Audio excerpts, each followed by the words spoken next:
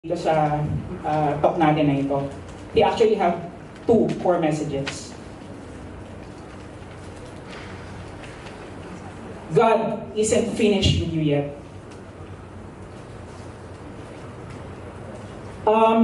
When Matthew actually mentioned, first of all, okay, let's read this passage from Matthew.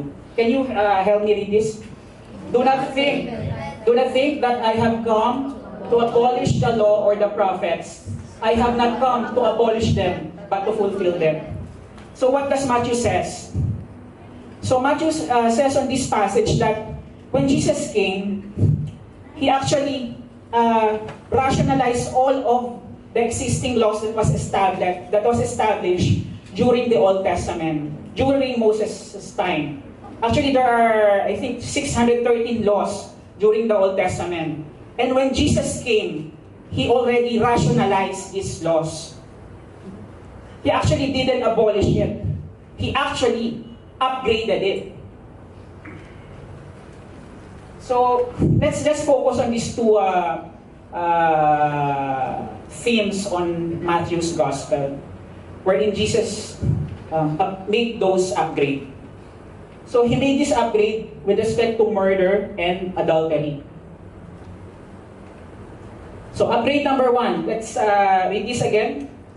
You have heard that it was said to the people long ago, you shall not murder, and anyone who murders will be subject to judgment.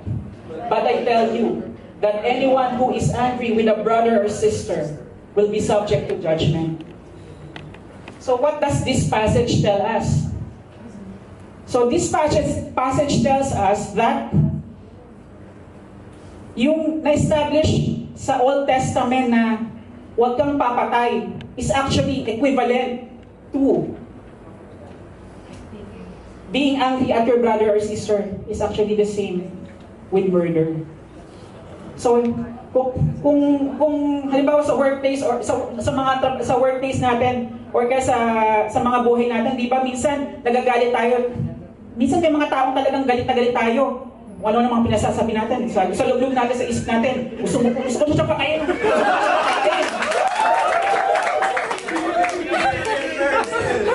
But it's actually equivalent to murder itself.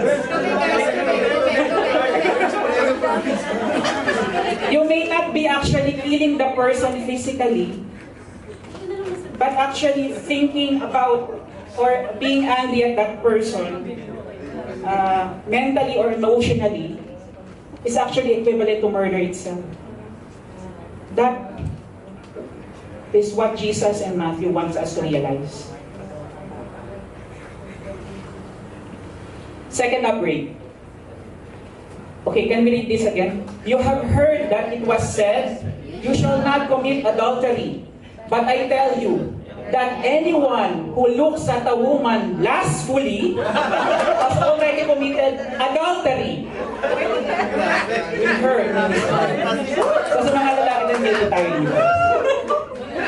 So yung mga pagnanasa pala natin is actually equivalent to adultery. Well, guilty naman tayo dyan sa limit.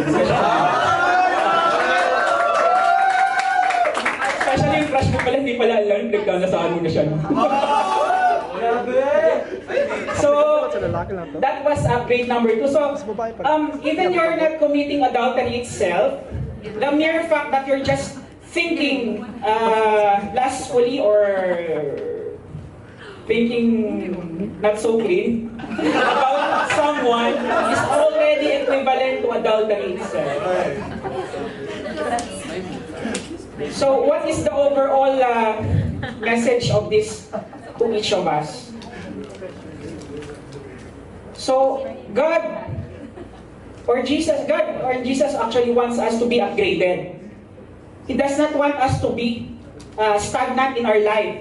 He wants us to soar high, achieve more, make our world be even bigger. Because He doesn't want us to be plateau or stay at our own at just one place.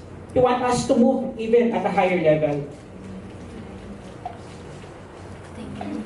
So kung i-relate ko to sa mga na-experience ko